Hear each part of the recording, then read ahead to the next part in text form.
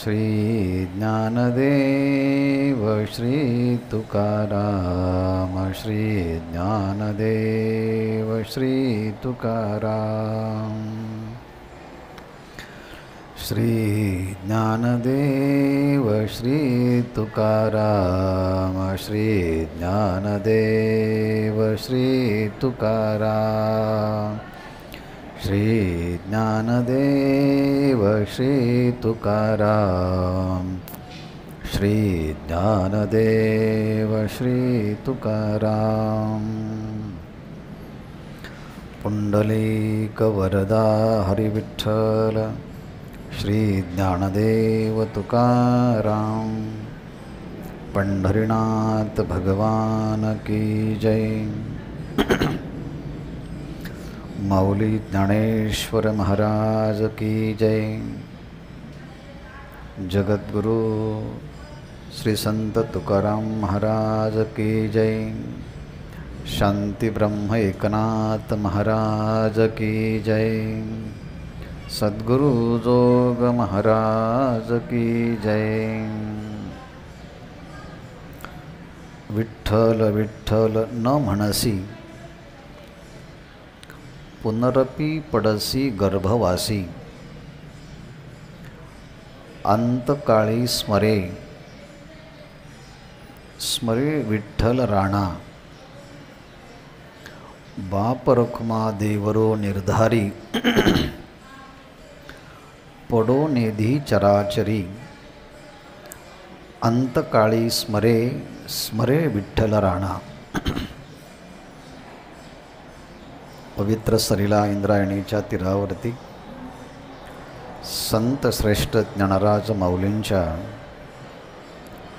प्राण संजीवन समाधीच्या सन्निकट भगवान श्री सिद्धेश्वरांच्या सन्मुख माऊलींची अभंग गाथा नाम महात्म्य ह्या प्रकरणांतर्गत विठ्ठल विठ्ठल न म्हणसी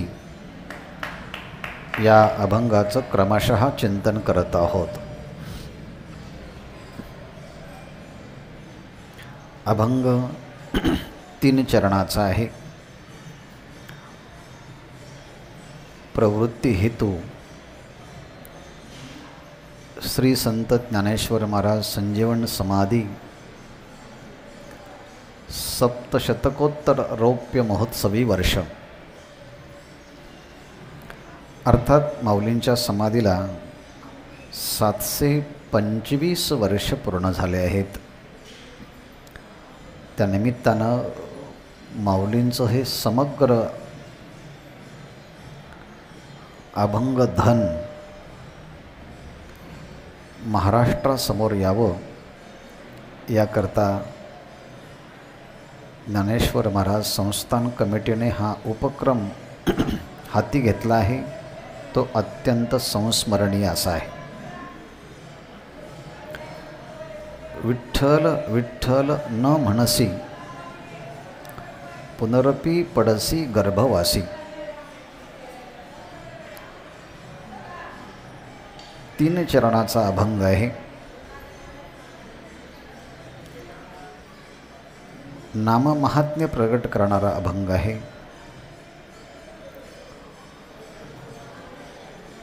यच्च्यावत प्राणीमात्रांना उपदेश करणारा हा अभंग आहे।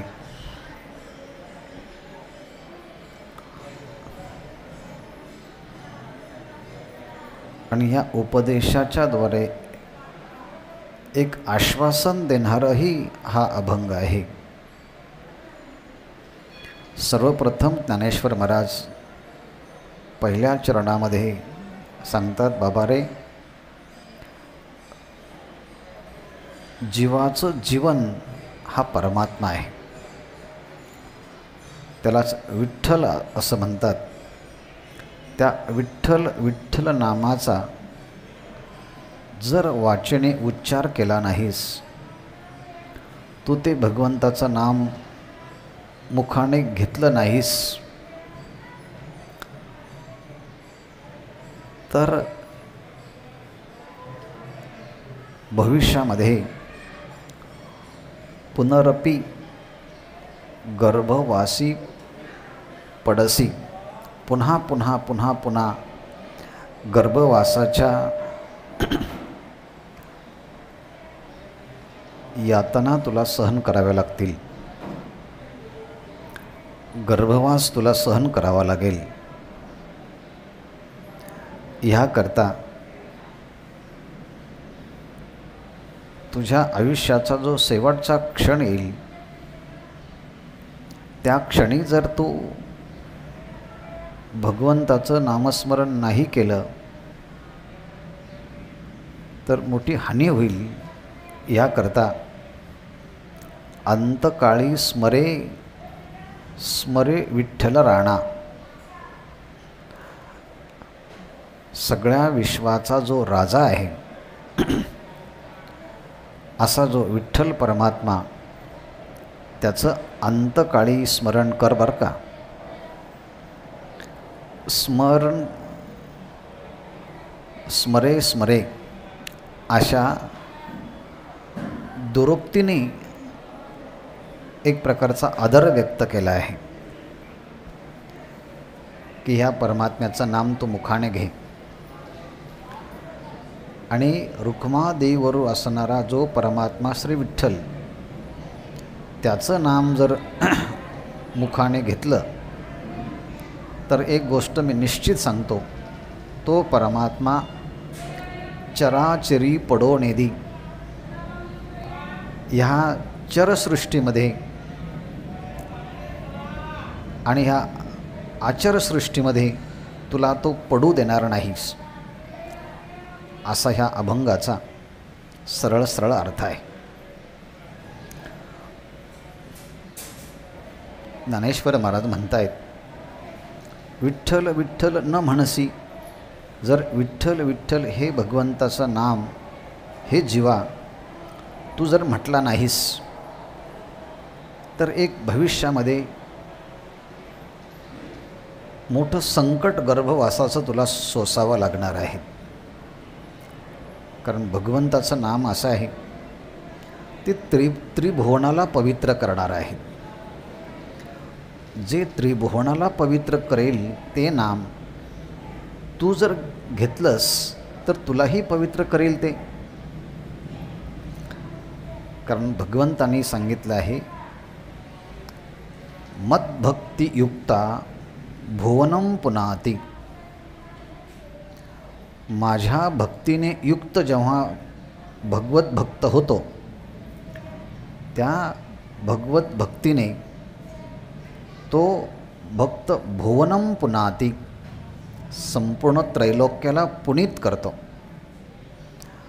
आणि भगवंताचं नामचिंतन करणारे भक्त कसे असतात,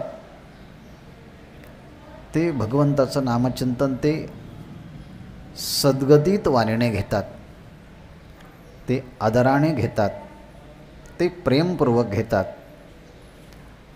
त्यांचं वर्णन करताना शास्त्र पुराणादिकांनी म्हटलं आहे, वाग्गद्गदा द्रवते यस्य चित्तम, भगवंताचं नाम घेताना त्यांची वाणी सद्गतीत होते. कंठी प्रेम दाटे नयनी निरलोटे हृदयी प्रगटे रामरूप.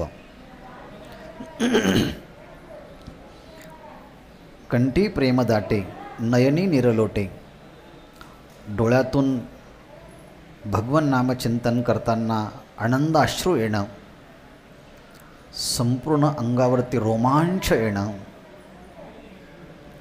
वाणी सद्गतीत होणं आणि भगवंताच्या नामाशी एकरूप होऊन जाणं, हे नाम महात्म्य जाणून भगवंताची नामभक्ती करणाऱ्या साधकाच्या जीवनामध्ये ही जी फलश्रुती आपल्याला पाहायला दिसते. ज्ञानेश्वर महाराज म्हणतात, असं विठ्ठल नाम तू का वाचने उच्चारण करत नाहीस रे बाबा. या भगवत भक्तांकडे पहा ना. वाग्गद्गदा द्रवते यस्य चित्तम, वाग्गद्गदा द्रवते, वाणी त्यांची सद्गतीत होते. द्रवते यस्य चित्तम, ज्यांचं चित्तसुद्धा भगवंताच्या त्या गुणाने अत्यंत द्रवीभूत होतं. वाग्गद्गदा द्रवते यस्य चित्तम. आणि हे भगवंताचं नाम घेता घेता रुदते भिक्ष्णम, ते रुदती, ते रडतात भगवंताचं नामचिंतन करता करता. रुदते भिक्ष्णम, ते अत्यंत आर्तवाणीने भगवंताच्या संबंधाने रुदन करतात. कधीकधी भगवंताचं नामचिंतन करता करता हसती क्वचिच्च, ते अत्यंत आनंदाने हर्ष निर्भर होऊन आनंदाने ते परमात्म्याचं नाम घेतात. काही नाम घेता घेता रडतात, काहींचं नाम घेता घेता चित्त द्रवित होतं, तर काहींचं नाम घेता घेता वाणी सद्गतीत होते.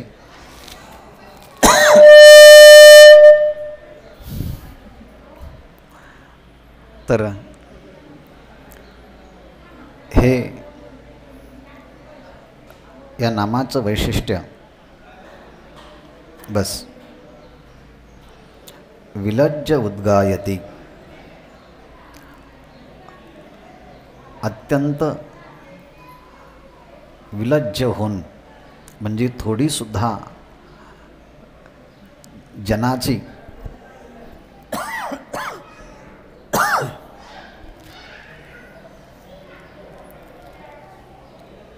कोणतीही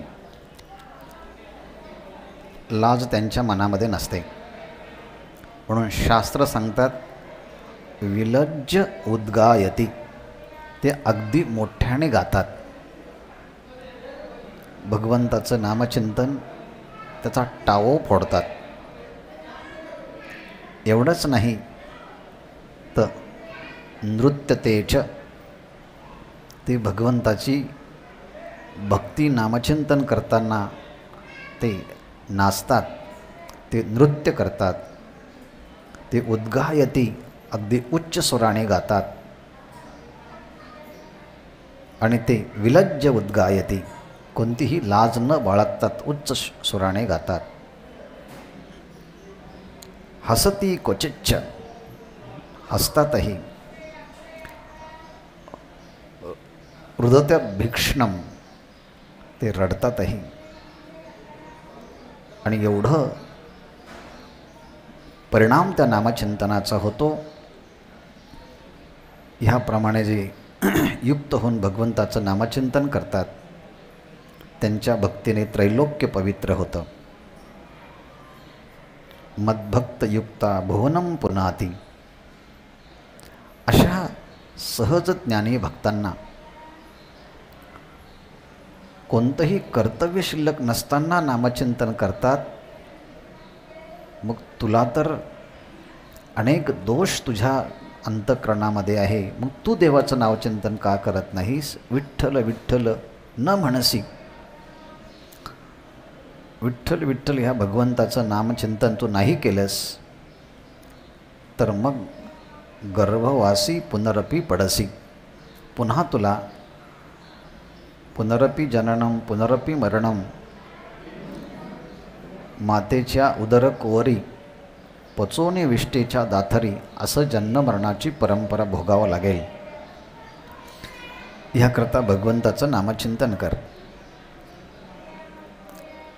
हा उपदेश तेच करू शकतात ज्यांना ह्या नामाचा महिमा कळाला आहे आणि अनुभव आला आहे.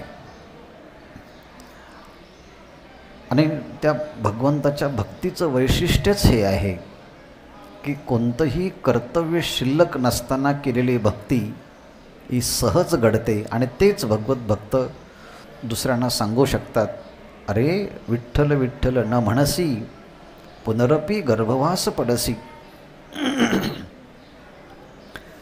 कारण कुंती मातेच्या संबंधाने भागवतामध्ये एक विधान आलं आहे. ती म्हणते भगवंताला, देवा तुझ्या भक्तीचं किती विलक्षण आहे रे. ज्यांना ह्या जगामध्ये कोणतंच कर्तव्य शिल्लक नाही, असं आत्मस्वरूपामध्ये नित्य रममाण होणारे जे भगवत भक्त आहे, आत्मरामश्च, आपल्या आत्म्यामध्ये रममाण होतात, सतत तुझ्या नामाचं मनन करतात, मुनयाहा, निर्ग्रंथा, ज्यांच्या अंतःकरणामध्ये कोणत्याच प्रकारची ग्रंथीभेद राहिला नाही, म्हणजे स्वतःला ते सच्चिदानंद आत्मा समजतात,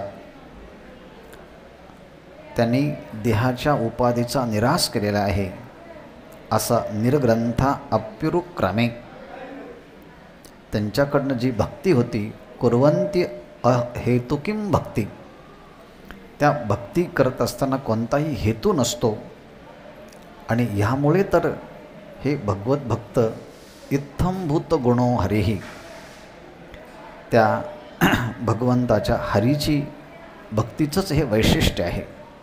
आणि असे हे भगवत भक्त आत्मज्ञानाने संपन्न होतात आणि मग ते जीवांना म्हणतात, पुनरपी गर्भवास पडसी. आत्तापर्यंत तर अनेक वेळेस तू गर्भाच्या यातना भोगल्या आहेस आणि आता तुला पुनश्च एकदा मानवी देह प्राप्त झाला आहे, आणि ह्या देहामध्ये जर भगवंताचं नामचिंतन केलं नाहीस तर पुनरपी गर्भवास पडसी. पुनरपी हा शब्दच असा निर्देश करतो आहे की याच्या अगोदर तू अनेकदा गर्भाच्या यातना, हे कष्ट तू भोगले आहेस, आणि गर्भाच्या मध्ये या असताना तू प्रार्थना केली आहे की एक वेळ करी ह्या दुःखा वेगळे, दुरिताचे जाळे निवारोणी. याप्रमाणे गर्भवासाचं जे कष्ट आहे हे खूप भयंकर आहेत, अशा तू गोष्टीचा अनुभव घेतला आहे. संत तुकाराम महाराजांनी या संबंधाने अनेक अभंग लिहिले आहे. काय सांगो गर्भीची यातना, मज भोगिता नारायणा, मांस मळमूत्र जाणा, तुझ क्षणोक्षणा ध्यातसे. ह्या गर्भवासात किती दुःख आहे, आणि पुन्हा जर तुला गर्भवासात पडावं लागणार आहे, ह्याकरता त्या पुन्हा गर्भवासात पडू नये याकरता विठ्ठल विठ्ठल म्हणना. आणि जर नाही म्हटलास तर पुन्हा तीच अनुभूती आहे की जी तुला अगोदर आली होती. कोणती? पुनरपी गर्भवास पडसी. ह्याकरता तू जर म्हणत असशील की मी भगवंताचं नामचिंतन करील शेवटी, पण अभ्यास योग युक्तेन चेतसा नान्यगामिना, परमं पुरुषम दिव्यम याती पार्थानो चिंतयन. त्या दिव्य पुरुषाचं चिंतन यो मां स्मरति नित्यशः, जो कोणी भगवंताचं नामचिंतन करतो त्यालाच त्या नामाभ्यासाचा परिणाम म्हणून शेवटी मृत्यूच्या समयी त्या परमात्म्याचं नामचिंतन येतं. म्हणून ज्ञानेश्वर महाराज म्हणतात, अंतकाळी स्मरे स्मरे विठ्ठल राणा. ह्या म्हणण्याचा अर्थ आहे, तू आयुष्यभर तर भगवंताचं नामचिंतन जर केलं तर आणि तरच अंताच्या काळी भगवंताचं नाम तुझ्या मुखामध्ये येणार आहेस. भगवद्गीतेमध्ये हा सिद्धांत सांगितला, अंतकाले च मामेव स्मरणमुक्त्वा कलेवरम यप्रयाति समद्भावम याति नास्त्यत्र संशयः.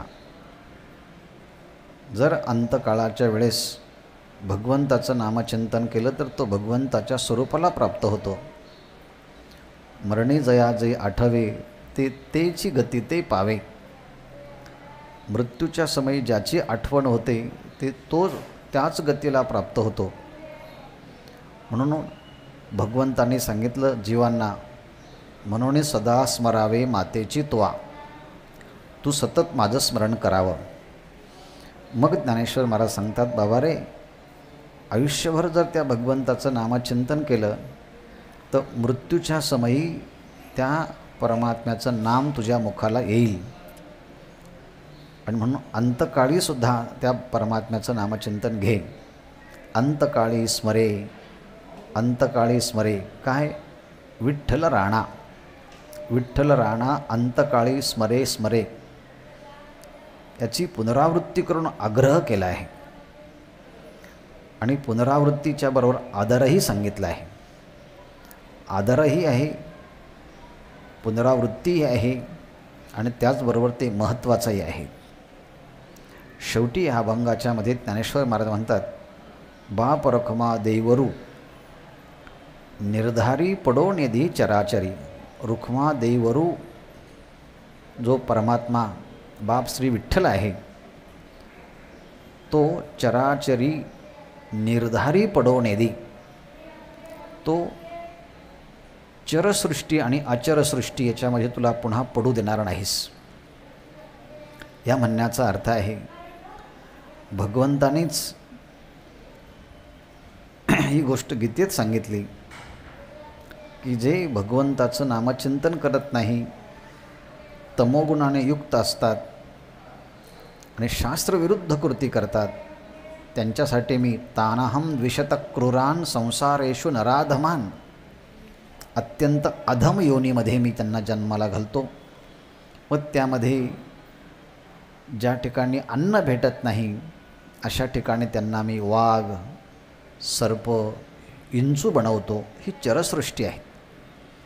एवढंच नाही तर ते या तमोगुणी लोक लोह, लोष्टम आणि पाषाण अशा ह्या अचर गतीला जातात. म्हणजे जी अधम गती आहे त्या अधम गतीमध्ये सुद्धा चराचर आहेत. व्याघ्र, सर्प राहणारे ही चरसृष्टी आहेत. लोखंड, माती, ढेकूळ ही अचरसृष्टी आहेत. पण भगवंताची कृपा संपादन नामचिंतनाने केली तर तो भगवंत निश्चित विश्वासपूर्वक ज्ञानेश्वर महाराज सांगतात, रुक्मा देवरू चराचरी निर्धारी पडो नेदी. तो परमात्मा पुन्हा कधीच अशा ह्या निकृष्ट योनीमध्ये त्या जीवाला पडू देत नाही. उलट भगवंत म्हणतात, तेषामहम समुद्धरता मृत्यू संसार सागरात भवामी नचरात पार्थ मय्यावेशी तचेतसाम. हे माझे जे भक्त आहे ना, नमे भक्त प्रणश्यती, माझ्या भक्तांचा कधीच नाश होत नाही, असा हा विश्वासपूर्वक ज्ञानेश्वर महाराज शेवटच्या कडव्यात हा ग्वाही देतात. रुक्मा देवरू निर्धारी चराचर पडोनेदी, चराचरी पडोनेदी, आणि म्हणून त्या विठ्ठल परमात्म्याचा नामाचा उच्चार कर.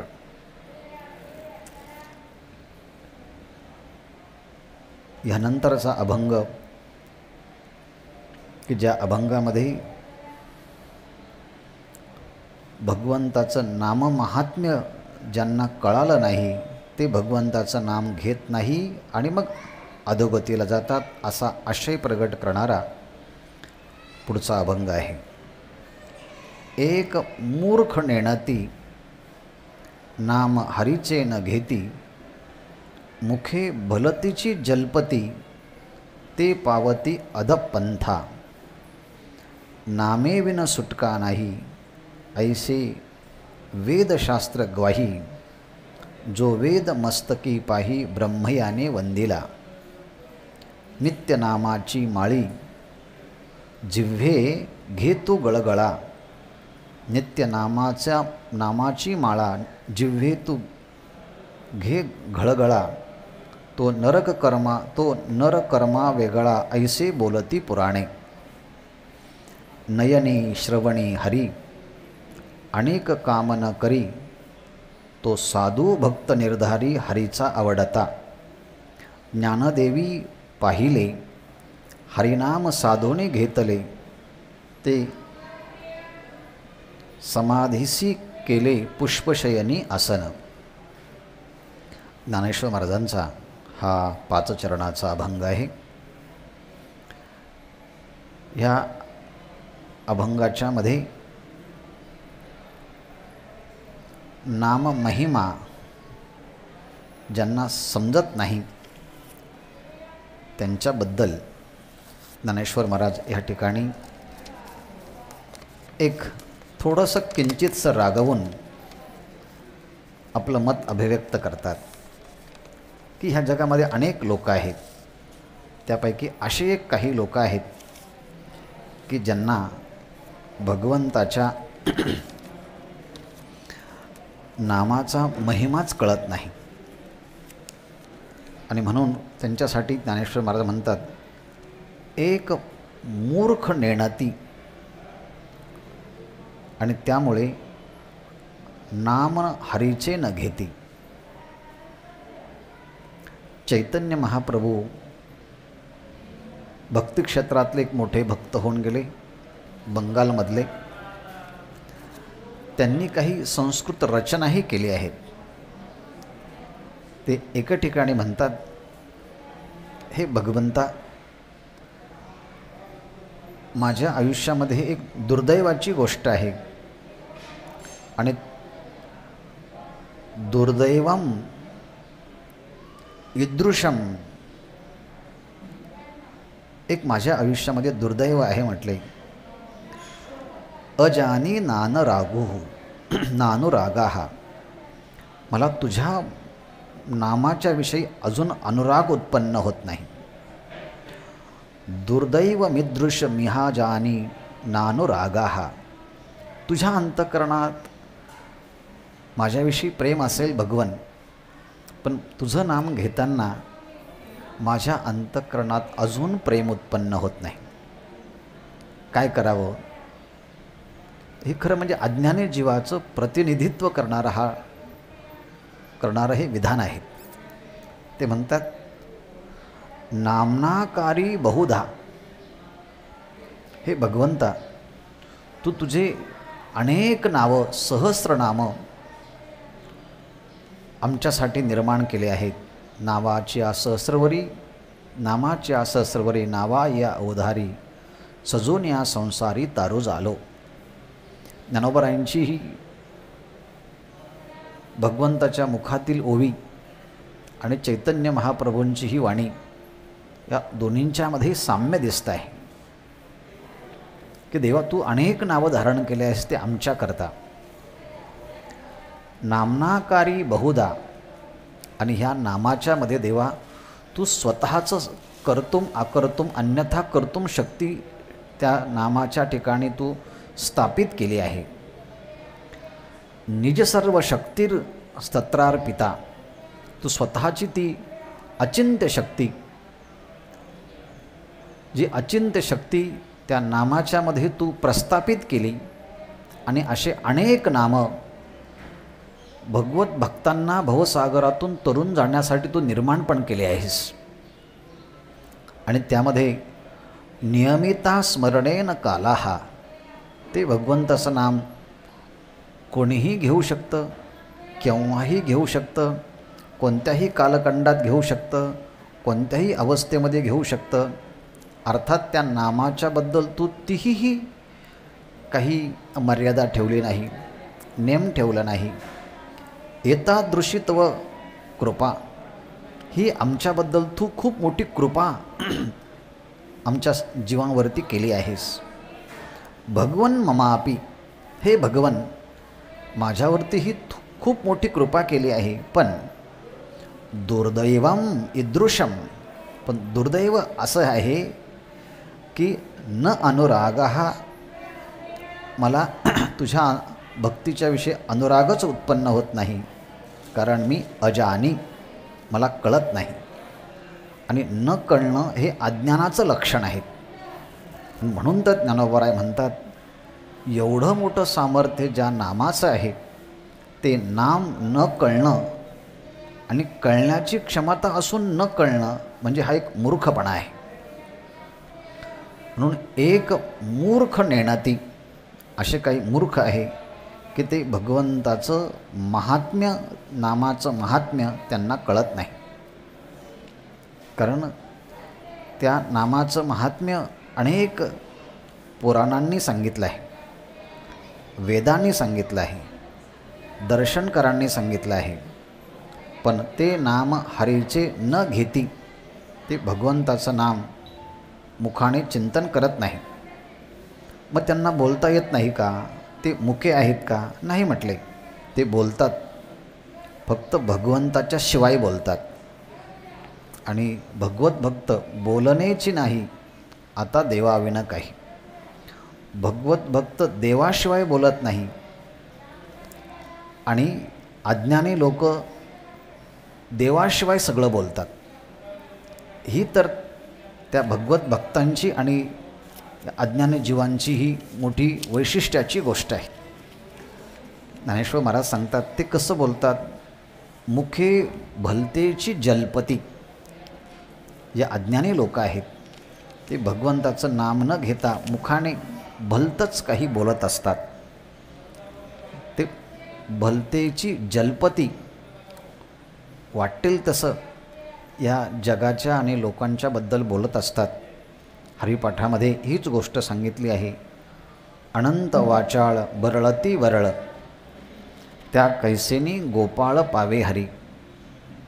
तो परमात्मा अशा हा अनंत वाचाळ बोलणाऱ्यांना कसा प्राप्त होईल. मग आता त्याचा परिणाम सांगतात. एक तर भगवंतांनी आपल्या नामाचा महिमा भगवत भक्तांच्याद्वारे प्रगट केला आहे, पण ह्या अज्ञानी लोकांना तो कळत नाही म्हणून एक मूर्ख नेण्यात येईल. आणि त्याचा महिमा न कळाल्यामुळे भगवंताचं नामचिंतन घेत नाही, हरीचे नाम न घेती. पण देवाचं नाव जरी नाही घेतलं, पण जगाच्यामध्ये असणाऱ्या वस्तूंचं सारखं ते चिंतनच करतात ना. मग मुखे भलतेची जलपती. मुखाने ते भलतंच जलपत करतात, म्हणजे बोलत असतात, वादविवाद करतात. परिणाम काय होईल. ते पावती अधपंथा. तो अधपंथाला प्राप्त होतात, म्हणजे त्यांचा अधपात होतो. म्हणजे जीवाने भगवंताची गती प्राप्त करून घेतली की ती ऊर्ध्व गती असते. पण जीवाने भगवंताचं स्वरूप प्राप्त न करता तो वेगवेगळ्या योनीमध्ये गेला तर ते एक त्याचं अधपतन आहे. म्हणून ते पावती अधपंथा. ते अधपंथाला म्हणजे तमोगुणाने प्राप्त होणाऱ्या योनींना ते प्राप्त होतात. ही गोष्ट सांगितली. ज्ञानेश्वर महाराज दुसरी गोष्ट सांगतात. नामे विन सुटका नाही, ऐसे वेद शास्त्र ग्वाही. जो वेद मस्तकी पाही, ब्रह्मयाने वंदिला.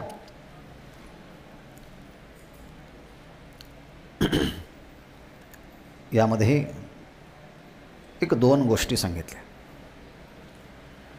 पहिली गोष्ट आहे नामे विन सुटका नाही. कितीही मोठा शास्त्रज्ञ झाला, शास्त्रवेत्ता झाला, पण भगवंताची ही नामभक्ती आहे, नामस्मरण आहे, ज्याच्या मुखामध्ये येत नाही त्याला संकटातून सुटका नाही. हा झाला नकारात्मक अर्थ. नामेविन सुटका नाही. पण सकारात्मक अर्थ असा घेईल, नामाने सगळ्या संकटातून सुटका होते. आपल्याला याचं उदाहरण सगळीकडे माहिती आहे आणि प्रसिद्ध असणारं उदाहरण म्हणजे ज्याचं वर्णन महाभारतामध्ये आलेलं आहे. भगवंताची प्रिय भक्त असणारी द्रौपदी, जिचा स्वतःच्या कर्तृत्वावरती विश्वास आहे, क्षत्रिय कन्या असल्यामुळे आपल्या 5 पतीवरती तिचा प्रचंड विश्वास आहे. द्रोणाचार्य, भीष्माचार्य, कृपाचार्य अशा घरातल्या ज्येष्ठांच्यावरती विश्वास आहे की हे मला संकटातून वाचवतील. परंतु द्यूतक्रीडेमध्ये पांडव हरले आणि मग दुर्योधन आणि दुःशासनाने आपलं दुष्कर्म, दुस्साहस त्या धर्मसभेमध्ये भीष्माचार्य, द्रोणाचार्य, कृपाचार्य हे सगळे असताना विवस्त्र करण्याचा प्रयत्न दुःशासनाने केला. त्या संकटातून तिला कोणी वाचवलं असेल तर केवळ आणि केवळ भगवंताच्या नावाने. ना स्वतःचं कर्तृत्व कामाला आलं, न 5 पतींचा कर्तृत्व कामाला आलं, ना भीष्माचार्य द्रोणाचार्यांच्या विषयी ठेवलेला विश्वास कामाला आला. कोणीच जेव्हा कामाला येत नव्हतं तेव्हा त्यांनी भगवंताला प्रार्थना केली, गोविंद द्वारकावासीन, हे गोविंदा, हे द्वारकावासीन, कृष्ण गोपी जनप्रिय, गोपीजनांचा प्रिय असणाऱ्या या भगवान श्रीकृष्णा, कौरवै परिभूतां माम, मला ह्या कौरवांच्या सभेमध्ये ही अत्यंत लज्जास्पद स्थितीमध्ये मला या ठिकाणी आता जगावं लागतं आहे. किम न जानासी केशव, तुला हे समजत नाही का? तू सर्वज्ञ आहेस ना, तू धावून का येत नाहीस? असं म्हणून अत्यंत आर्त हाकेने तिने भगवंताला एक आराधना केली, प्रार्थना केली आणि सांगितलं, कृष्णांच विष्णूंच हरिं नरांच, हे कृष्णा, ज्याचं नाव घेतलं असताना जो आकर्षित करून घेतो, जो सर्व ठिकाणी व्यापक आहे असा विष्णू, हरिं नरांच, जो हरिस्वरूप आहे, म्हणून हे कृष्ण, हे विष्णू, हे हरी, अशा भगवंताचा धावा त्या द्रौपदीने केला. आणि ती अत्यंत विक्रोश करीत आहे. याज्ञसेनी, त्राणाय विक्रोशती याज्ञसेनी, यज्ञातून प्रगट झाल्यामुळे याज्ञसेनी त्राणाय विक्रोशती, ती ह्या संकटातून तारण्यासाठी ती भगवंताची प्रार्थना करते. आणि भगवंताची प्रार्थना केल्याबरोबर ततस्तु धर्मोंतरती महात्मा, ततस्तु धर्मोंतरितो महात्मा, तो परमात्मा, त्या धर्माचा अंतरात्मा असलेला तो परमात्मा त्या ठिकाणी प्रगट झाला. आणि समावृणोत वै विविधै सुवस्त्रैही, आणि त्या परमात्म्याने त्या द्रौपदीच्या वस्त्रामध्ये प्रवेश करून स्वतःच त्याने वस्त्र अवतार धारण केला. आणि भगवंताचं नामचिंतन केल्यामुळे द्रौपदीसुद्धा त्या संकटातून सुटली. आणि तिला कोणी वाचवलं असेल तर केवळ आणि केवळ नामानेच वाचवलं आहे. हीच गोष्ट ज्ञानेश्वर महाराज इतिहास आपल्यासमोर ठेवून ती प्रस्तुत करतात. नामे विन सुटका नाही, नामाशिवाय आपल्याला या संकटातून कोणी वाचवणार नाही. आणि म्हणून वेगवेगळ्या वेदाच्या वेगवेगळ्या शाखेमध्ये या नामाचं महात्म्य सांगितलं आहे. ईशावास्योपनिषदामध्ये भगवंताचं स्मरणाच्या बद्दल स्पष्ट उल्लेख आला आहे. ओम कृतस्मर कृतगम स्मर, कृतस्मर कृतगम स्मर, म्हणून त्या ओमचं उच्चारण करतो आहे.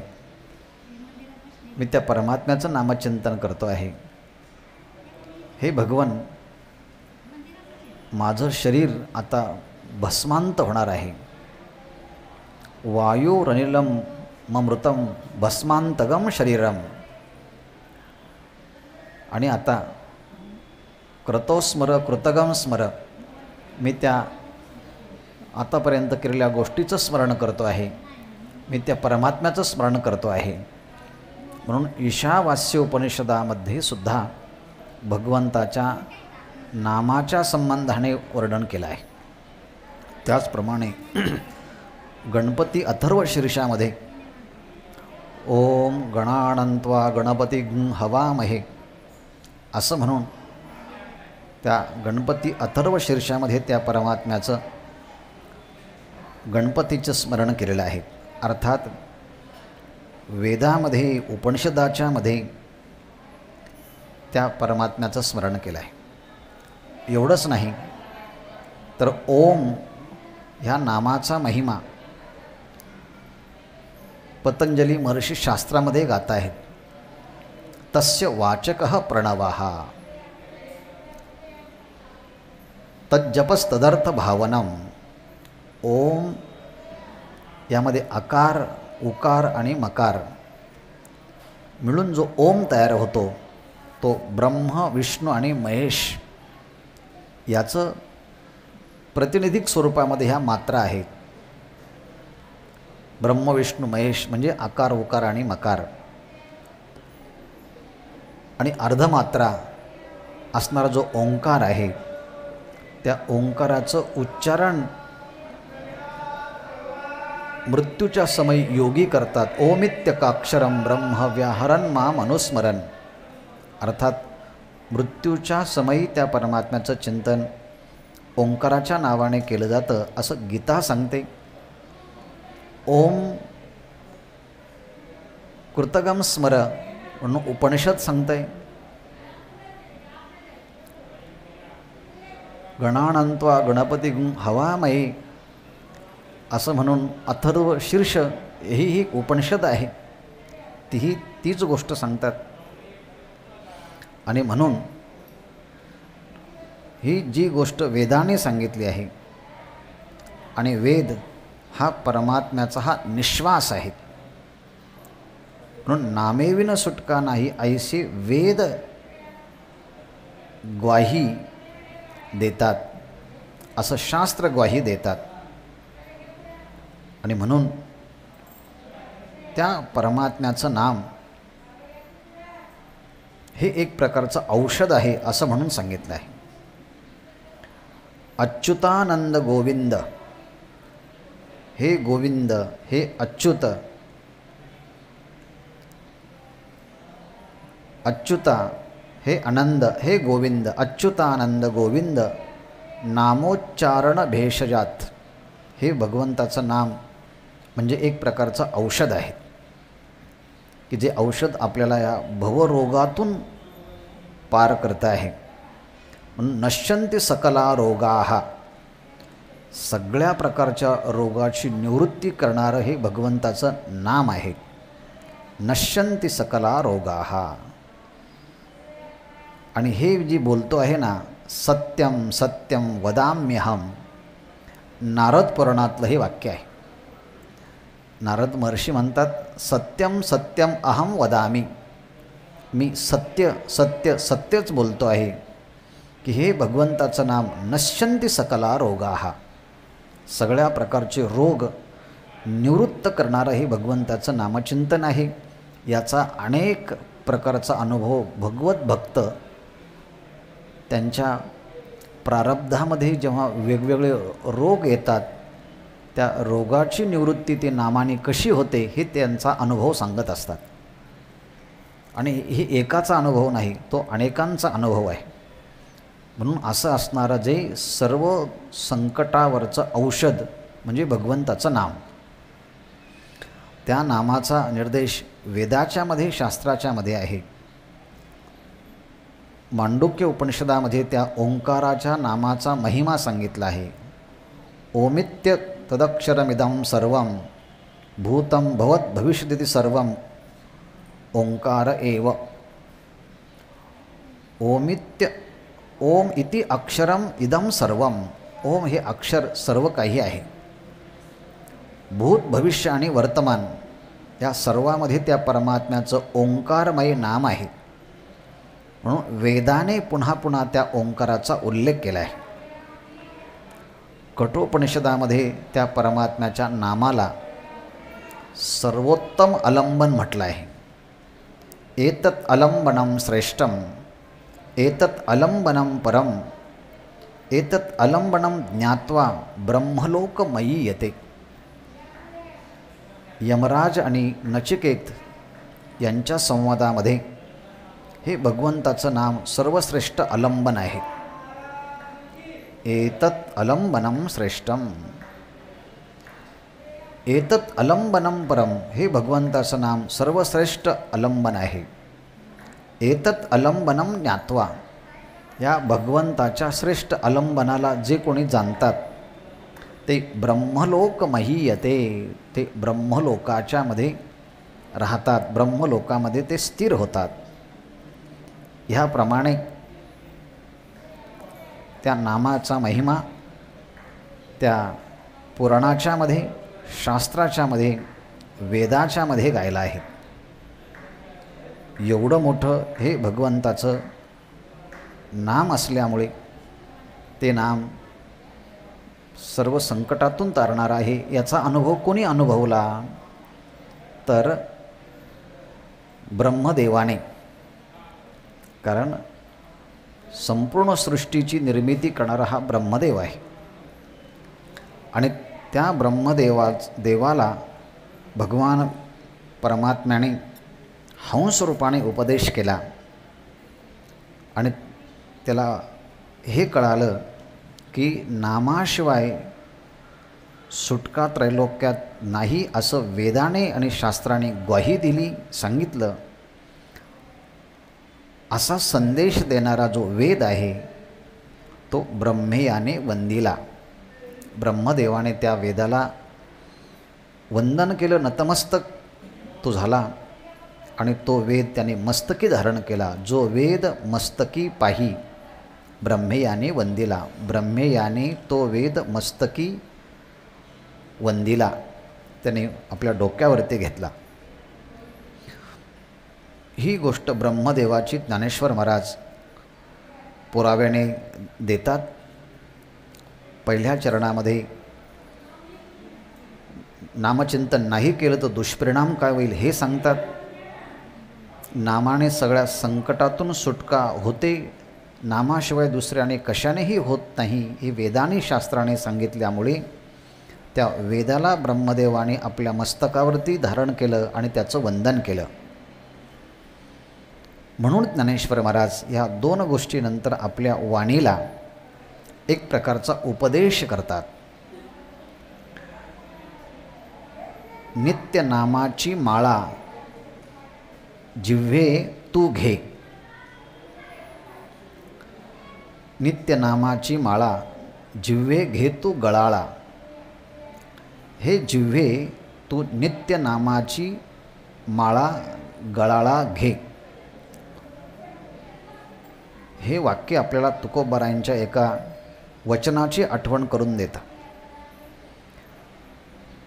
हे अशा प्रकारचे वाक्य तेच करू शकतात ज्यांनी आयुष्यभर परमार्थाची साधना केली आणि इंद्रियांना संयमित करण्याचा अभ्यास केला. तेच इंद्रियांना आज्ञा देतात आणि त्यांचीच आज्ञा त्यांचे इंद्रिय मानत असतात. जयाची आज्ञा आपण श्रीवाहे अंतःकरण, ज्ञानेश्वर महाराज म्हणतात. असा यमनियमाचा अभ्यास ज्यांनी केला आहे त्यांचे इंद्रिय ह्या भगवत भक्तांची आज्ञा शिरसावंद्य मानतात. आणि आज्ञानी मनुष्याने कितीही संकल्प केला पण त्यांच्या ती आज्ञा त्यांची इंद्रिय काही मानत नाही. कारण एखादी गोष्ट मानण्यासाठी आपला प्रभाव असावा लागतो. प्रभावहीन माणसं किती जरी बोलले तर त्यांचं कोणी ऐकत नाही. आणि म्हणून आईवडिलांचं तक्रार असते की मुलं ऐकत नाही. वर्गातले शिक्षक म्हणतात की मुलं ऐकत नाही. जेव्हा तुमचं ऐकत नाही तेव्हा तुमचा प्रभाव कमी झाला आहे असं समजावं. पण ज्ञानेश्वर महाराज आपल्या वाणीला म्हणतात, हे जिव्हे नामाची माळा नित्य तू गळाळा घे. या भगवंताची नाममाळा सतत त्या वाणीला घ्यायला सांगतात. घेई घेई माझे वाचे गोड नाम विठोबाचे. डोळे तुम्ही घ्या रे सुख पहा विठोबाचे मुख. किंवा कान भरोणीय ऐकेण तुझी कीर्ती ते मज विश्रांती देई देवा.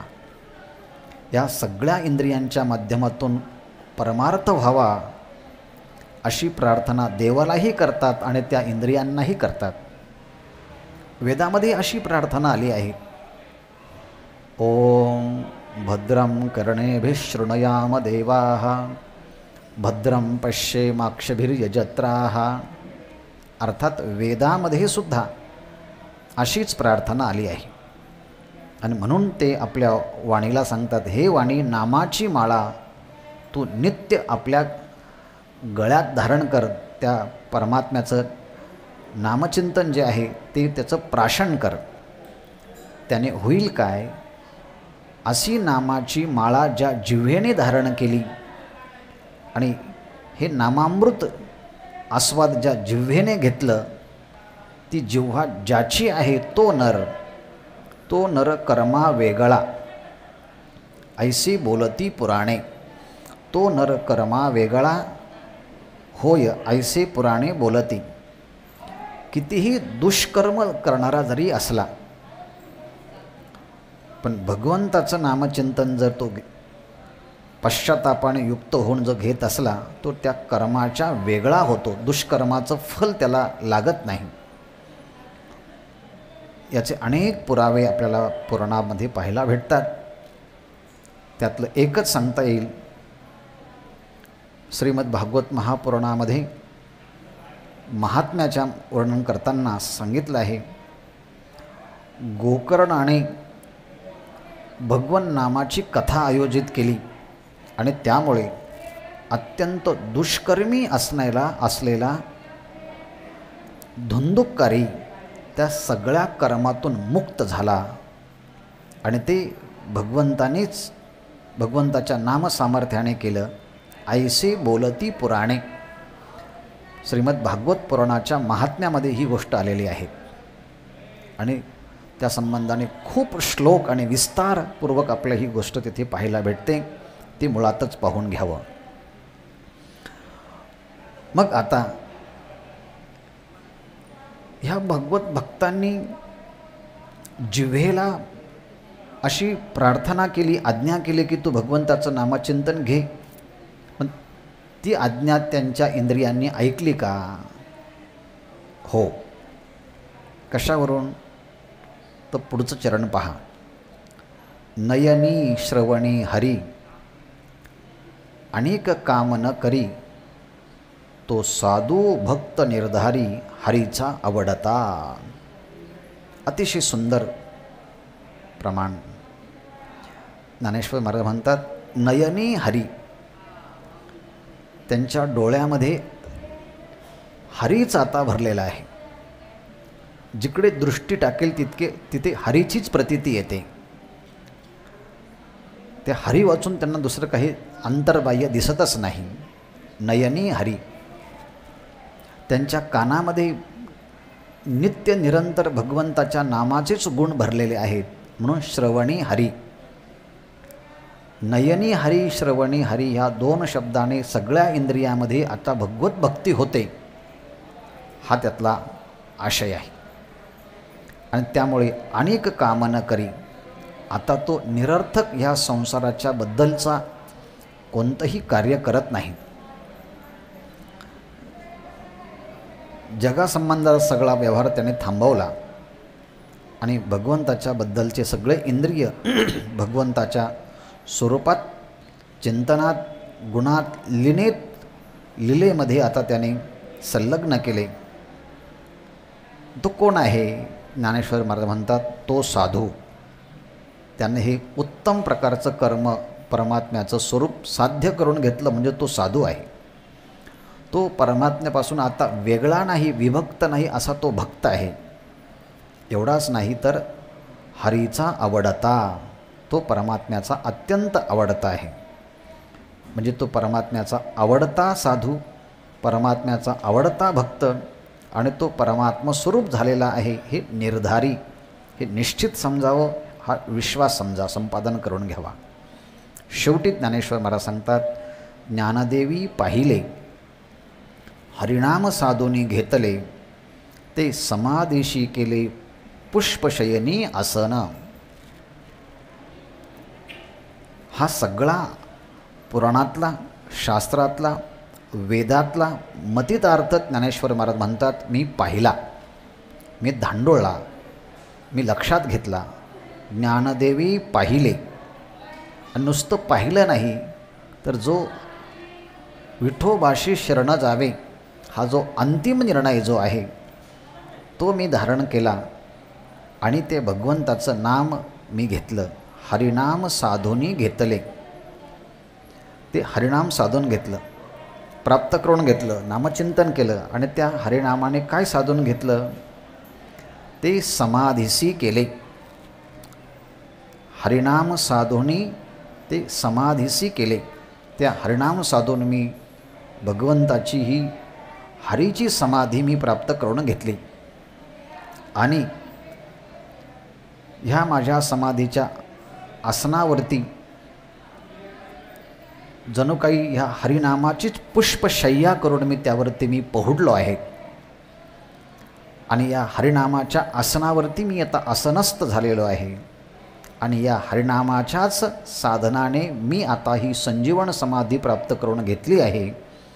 हा अनुभव मी सगळ्या शास्त्राच्या माध्यमातून निष्कर्षात्मक स्वरूपामध्ये मी घेतला आणि तोच अनुभव तुम्ही घ्यावा असा माऊलींचा संदेश आहे. ज्ञानदेवी पाहिले हरिनाम साधूनी घेतले. ते समाधीशी केले पुष्पशयनी आसन.